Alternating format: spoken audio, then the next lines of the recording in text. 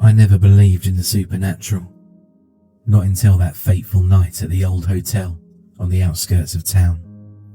I was supposed to be in town for a conference for work, and of course, I left it until the last minute to try and book somewhere to stay. After trawling through online listings and calling place after place, I found a listing for a hotel called The Haven. It had no reviews, but I assumed that no news was good news. People are normally more vocal with bad feedback than good. It was also a very reasonable price. So with some trepidation, I booked a room for the following day. When I approached the dilapidated building, it looked like it needed some real TLC. Rusted iron lettering hung about the entrance. It looked like this place must have been last renovated in the 70s, or even earlier. However, I had little fight left in me, as I was exhausted from a 4-hour drive in the pouring rain. I had an important talk to give in the morning, so I needed sleep. Badly. So I grabbed my small case from the car and walked towards the looming building. Little did I know, I was about to enter a nightmare unlike anything I could have ever imagined. As I stepped through the creaking doors, a chill ran down my spine and an eerie feeling settled in the pit of my stomach. The lobby was dimly lit, the furniture covered in dust, and the air thick with a sense of foreboding. Ignoring the warning signs, you have no idea just how tired I was. There could have been a chimpanzee sitting at reception and I wouldn't have batted an eye. I made my way to the front desk, where a lone figure stood waiting. The receptionist was an old man with hollow eyes and a stooped posture. His voice was raspy and withered. Yes? The single word seemed to fill the whole room with a low drone. The rain continued to hammer down outside, rattling against the windows. I booked a room for tonight, Jenkins, I responded, with a slight lilt in my voice. Initially, I thought that maybe he hadn't heard me, as the elderly man sat perfectly still, his eyes locked onto mine. They were glassy, almost pitch black. As I was about to repeat myself, he put both hands on the arms of his old wooden chair and lifted himself up with a groan. He shuffled to the back wall, which was aligned with small boxes adorned with numbers. I was quite a superstitious person, so I was dreading him taking a key from the 13th box. As he reached his withered hand out, it hovered ever so slightly by number 13. Then, as if he could read my mind, he grabbed the contents next door. Shuffling back towards the front desk, he leaned over, handed me a rusty key, and whispered softly into my ear, "Room 12. Remember the rules." I nodded, eager to escape the oppressive atmosphere of the lobby. Clutching the key tightly, I made my way up the creaking stairs, the sound of my footsteps echoing through the empty corridors. I didn't see any other cars parked outside, so I wasn't sure if the hotel had any other guests. I wasn't sure if that was a good or a bad thing. Room 12 loomed at the end of the hallway. A small yellow light was affixed to the side of the door, casting long shadows onto the floor from the various pieces of furniture and ornaments that adorned the hallway. Sitting below the dingy light was the number 12 in copper plate writing. I dropped my case by the doorway and placed the key into the lock.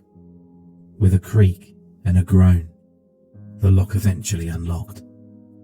Pushing open the door, I was greeted by a musty smell and the flickering light of an old lamp. The room was small and sparsely furnished, but it offered sanctuary from the storm raging outside. I'm also fairly sure that I was so tired I could fall asleep on a rock right now if I had no other choice. I quickly locked the door behind me, hoping to shut out the sense of unease that had been growing since my arrival. I placed my ear against the door and listened for several minutes, but nothing. I couldn't hear any other sound apart from the now howling wind and rain. There was no TV in the room, but I'd brought one of my favourite books with me from home. I could never get more than a page or two in before falling asleep, but ever since I was a kid, curling up in bed with a good book was one of the best sleep aids on earth. But as I settled into bed and prepared to read, I couldn't shake the feeling that I was being watched. Every creak of the floorboards, every gust of wind rattling the windows, sent shivers down my spine. And then, just as I was drifting off to sleep, I heard it. A faint scratching coming from somewhere within the room. I froze, my heart pounding in my chest as the scratching grew louder and more insistent.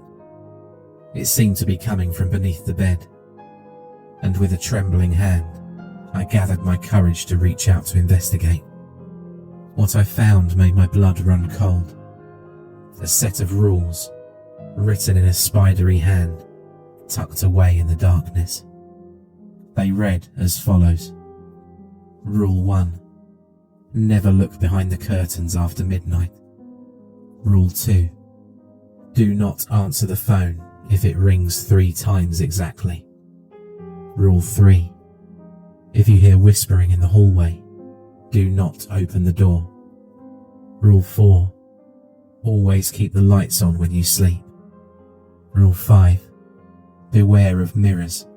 They may show you things you wish you hadn't seen. Rule 6. Never leave your room after 3 a.m. Rule 7. Do not trust the shadows.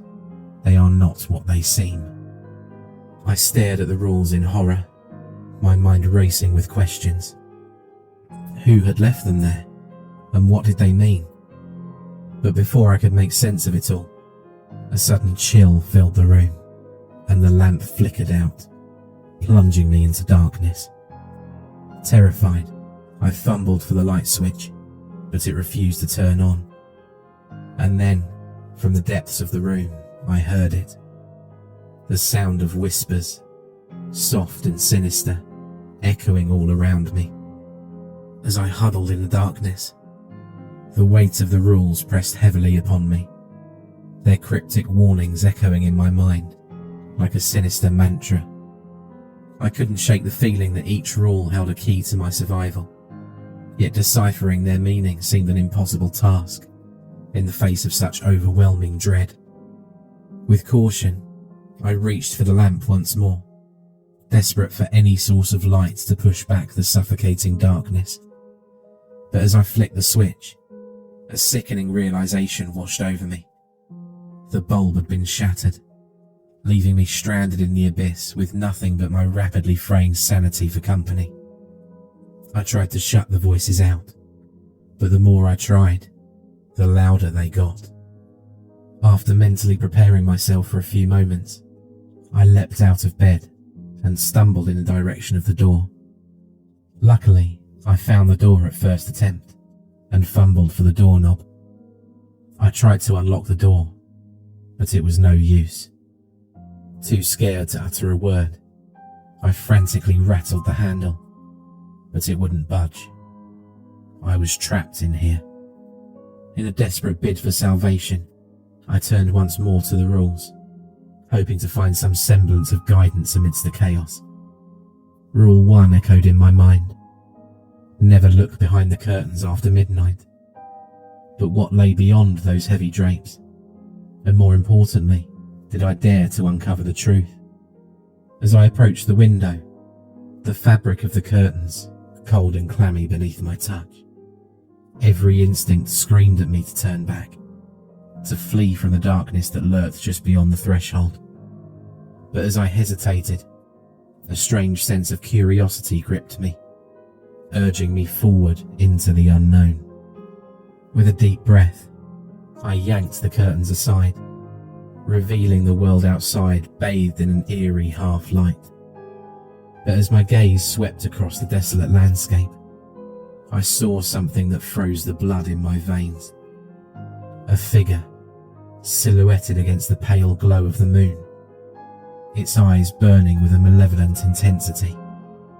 I recoiled in horror, stumbling backward as the whispers grew louder, their voices rising to a deafening crescendo. Yet amidst the chaos, a single thought burned brightly in my mind. I'd broken the first rule, and now I would pay the price. And then, just as I thought I couldn't bear it any longer, the phone rang, its shrill tone cutting through the whispers like a knife. My heart pounded in my chest as I remembered rule number 2. Do not answer the phone if it rings 3 times exactly. But as the ringing continued, its urgency growing with each passing second, I knew I had no choice but to confront the unknown. As I picked up the phone, the whispers disappeared, being replaced by a deathly silence. All I could hear was a wheezing sound on the other end of the line, almost like I could hear someone breathing in a very laboured way. "Hello?" I whispered, and with that, the line went completely dead. I dropped the phone in horror, the silence in the room now more deafening than the whispers that had haunted me just moments before. I frantically played the list of rules back in my mind, trying to find a way to last the night. I was close to exhaustion and was running on pure adrenaline. Always keep the lights on when you sleep. The lights. There wasn't any light in the bedroom, but to my relief, I remembered that there was supposed to be an ensuite in this room. I remembered seeing another door close to the bed when I first entered the room. I fumbled around, feeling the wall. All I could hear was my rapid breathing and the heavy rain hammering against the window. After what felt like a lifetime, I felt a wooden door recessed into the wall. Grabbing the doorknob and urgently twisting, the door swung open to reveal yet more darkness. With my breathing growing even more frenzied, I searched for a light switch on the wall. As my hands scrambled, there was a distinct clicking sound, and the room was bathed in a bright, white light. It felt as if this room was my salvation. I dived into the small bathroom with urgency and slammed the door shut behind me. This could be my only hope of surviving the night. As I gathered my breath sitting on the cold tile floor, I pulled myself up using the old chipped basin. I needed to splash some cold water on my face to try and regain some sanity. As I put weight onto my tired feet and stood up, I came face to face with a dirty mirror. I reached out to wipe away the layer of grime obscuring the mirror's surface, revealing my reflection staring back at me with wide, frightened eyes. But to my terror, there was a motionless figure standing directly behind me in the mirror. I recognized it. It was the same figure I saw earlier when I gazed out of the window. I froze in horror. Looking around the bathroom with my heart beating out of my chest, I spotted a grimy towel hanging on the rusted towel rack. Inching towards the towel, trying not to move the rest of my body, I snatched the cloth and threw it over the mirror, covering it completely. I waited a few moments for my panic to subside, and gathering courage, swiftly turned around on the ball of my foot to look behind me. Nothing. At first I was too tense to fall asleep, my veins full of adrenaline. After what seemed like a lifetime, I collapsed exhausted back onto the floor, my back sliding against the door. I had to be safe in the light. I just had to be. Hugging my knees close to my chest, I closed my eyes, wishing for this nightmare to be over. I started counting upwards in my head, trying to take my mind off the terrifying ordeal I was going through.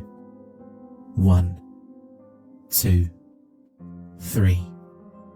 I don't think I even reached 10 before passing out from exhaustion.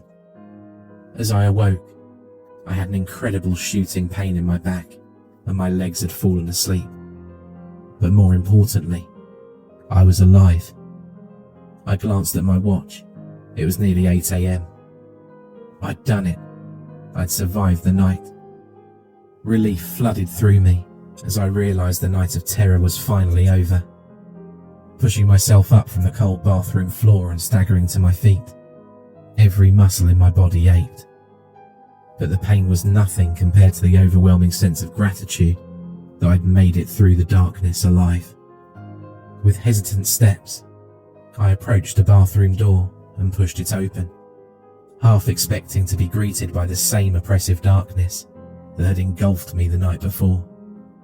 But to my surprise, the room was flooded with warm golden light, casting long shadows across the tiled floor. I blinked in disbelief, struggling to comprehend how quickly the nightmare had come to an end. Had it all been just a figment of my imagination? A trick of the mind brought on by exhaustion and fear? But as I stepped out of the bathroom, my eyes widened in horror as I realised that the room was not as I had left it. The furniture was overturned, the bedsheets torn to shreds, and the walls were covered in strange symbols, etched in what looked like dried blood. As my breath began to quicken again, my mind coming to terms with the fact that this was no hallucination, the room began to spin, and darkness closed in around me, swallowing me whole as I fell into the abyss of unconsciousness. When I awoke, it was to the sound of distant voices and the sensation of being carried. Blinking against the harsh light, I found myself lying on a stretcher, surrounded by paramedics and police officers. Questions tumbled from their lips as they peppered me with inquiries about what happened at the hotel.